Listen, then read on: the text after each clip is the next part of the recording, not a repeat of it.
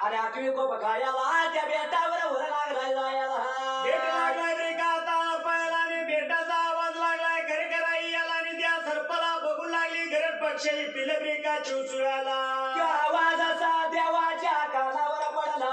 डोळा उघडून देव लागला या बघायला सर्प बेटा लागला पायला वर लागलाय जायला देवाला जाणलं म्हणाला